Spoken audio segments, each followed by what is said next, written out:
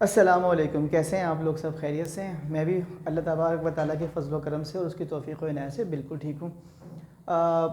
इन दिनों second year और first year वालों की जो इज़्तिराब और बेचैनी का जो लेवल है वो बहुत ज़्यादा बढ़ा हुआ है। कुछ लोगों को पता ही नहीं है कि सिलेबस आपका 25% रिड्यूस हो चुका है, कुछ लोगों को पता है रिड्यूस हुआ है तो वो क्या हुआ है।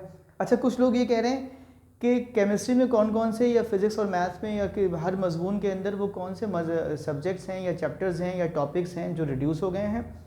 बोर्ड की तरफ से जो आपके पास नोटिफिकेशन आया है उसमें उसका करना क्या है। बहुत ही दिलचस्प और बड़ी इंटरेस्टिंग किस्म के सवालात हैं। इनके जवाबात मैं आहिस्ता आहिस्ता आपको दूंगा। फ़िलहाल आज आपको ये बता रहा हूँ कि सेकेंड ईयर केमिस्ट्री में जो चैप्टर नंबर 13 है, spectroscopy and introduction to spectroscopy, वो आपने शायद रिड्यूस सिलेबस में नहीं है तो वो नहीं करना। हम केमिस्ट्री सेकेंड ईयर में चैप्टर नंबर 7 पे पहुंचे हुए थे। इस पर मैंने 2 वीडियोस अब तक अपलोड कर चुका हूं, जिसमें पहली वीडियो थी अल्कोहल का इंट्रोडक्शन और दूसरी थी प्रिपरेशन ऑफ अल्कोहल। आज हम क्या करने जा रहे हैं, अल्कोहल की केमिकल प्रॉपर्टीज़ को डिस्कस करेंगे इंशाअल्लाह अज़ीज़। ठीक है, बहुत ही आसान तरीके से। और कॉपी पेंसिल निकाल लें और मेरे साथ आ जाएं फटाफट लिखने के लिए। चैप्टर नंबर 7 है सेकेंड ईयर केमिस्ट्री का, chemical properties of alcohol. Alcohol के बाद हम करवाएंगे आपको फ़िनोल, और फिनोल के बाद इंशाअल्लाह अज़ीज़ ईथर। और हर टॉपिक की 3-3 वीडियोस बनेगी, इंट्रोडक्शन, प्रिपरेशन और केमिकल प्रॉपर्टीज़। यूँ हमारा चैप्टर नंबर 7 क्या हो जाएगा, कंप्लीट हो जाएगा। ठीक है, तो पहला हमारा रिएक्शन है डिहाइड्रेशन। डिहाइड्रेशन में क्या करते हैं, alcohol in presence of sulphuric acid at 170 degree centigrade convert into alkene. Alcohol को जब सल्फ्यूरिक एसिड की प्रेजेंस में 170 डिग्री सेंटीग्रेड पर अगर आप इसको ट्रीट करते हैं तो ये देखें, इथेनॉल लेंगे ईथीन मिलेगा, प्रोपेनॉल लेते तो प्रोपीन मिलता, ब्यूटेनॉल लेते तो ब्यूटीन मिलता। चूँकि आपने इथेनॉल लिया है 2 कार्बन वाला अल्कोहल, तो ये क्या होगा आपके पास, ईथीन। अल्फा कार्बन से निकलता है OH, बीटा कार्बन से निकलता है H। तो OH और H मिलके बनता है वाटर।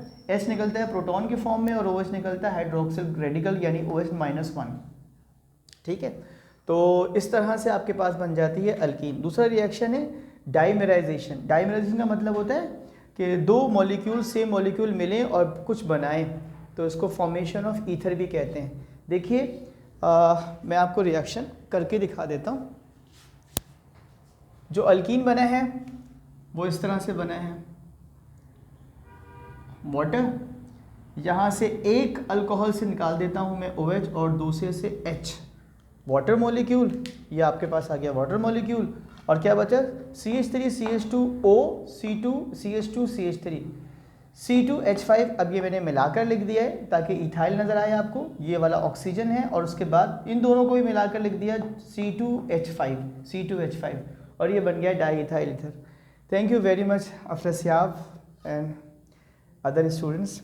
नंबर 3, यहाँ मेरे जो स्टूडेंट्स बैठे हुए हैं ना, वो मुझे बता रहे होते हैं कि आप कहाँ तक पहुँचे हैं। रिएक्शन नंबर 3, इन्होंने कहा तीसरा रिएक्शन हो गया। ठीक है जी, तीसरा रिएक्शन है ईस्टरिफिकेशन, यानी ईस्टर का बनना। कैसे बनता है, अगर आप अल्कोहल का रिएक्शन, ये अल्कोहल है बेटे और ये कार्बोक्सिलिक एसिड यानी एसिटिक एसिड, इसका रिएक्शन करवाएंगे ना, तो एसिड से निकलता है H और अल्कोहल से निकलता है OH और वाटर मॉलिक्यूल बना, और साथ में बन गया CH3COO C2H5, इसे कहते हैं इथाइल एसीटेट।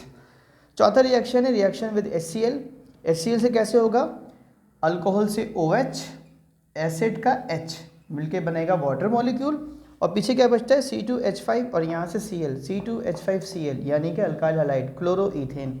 ठीक है जी, आ जाते हैं रिएक्शन नंबर 5 ऑक्सीडेशन पर। ये नेसेंट ऑक्सीजन है बेटे, जब आपके पास स्क्वायर ब्रैकेट के अंदर है, कब पैदा होती है, जब आप पोटेशियम डाइक्रोमेट को सल्फ्यूरिक एसिड के अंदर डिसॉल्व करते हैं, तो प्राइमरी अल्कोहल जो है ऑक्सीडाइज होकर बनता है अल्डेहाइड। 2 कार्बन वाला अल्कोहल था तो बनेगा एसिड अल्डेहाइड। ठीक है, उसके बाद है नीचे reaction with SOCl2 PCl3 and PCl5। SOCl2 से रिएक्शन जब होता है अल्कोहल का तो बनता है C2H5Cl sulphur dioxide NaCl। PCl3 से जब रिएक्शन होता है अल्कोहल का तो बनता है 3 moles of C2H5Cl and H3PO3। PCl5 के साथ जब रिएक्शन होता है अल्कोहल का तो बनता है C2H5Cl plus HCl plus POCl3। और आखिरी रिएक्शन है क्लीवेज ऑफ 1,2 डायोल्स, यानी इस यहाँ से इस बॉन्ड का टूटना। अगर आप इसको पर आयोडिक एसिड के साथ रिएक्शन करवाएं तो ये बॉन्ड ब्रेक हो जाता है और 2 मोल्स बनते हैं आपके पास, 2 मोल्स किसके, फॉर्मल्डिहाइड यानी कि मीथेनॉल के, और उसके साथ मिलता है आपको HiO3। इन रिएक्शंस को बहुत अच्छे तरीके से आप जहन नशीन कीजिएगा, याद कीजिएगा। तैयारी में आपके लिए बहुत ज़्यादा, सिर्फ सेकेंड ईयर में नहीं बल्कि आपके एप्टीट्यूड में भी काम आएंगे इंशाल्लाह। अपना ख्याल रखिएगा। वीडियो पसंद आई हो तो अपने सारे दोस्तों को बल्कि सबको शेयर कीजिएगा। अल्लाह हाफ़िज़।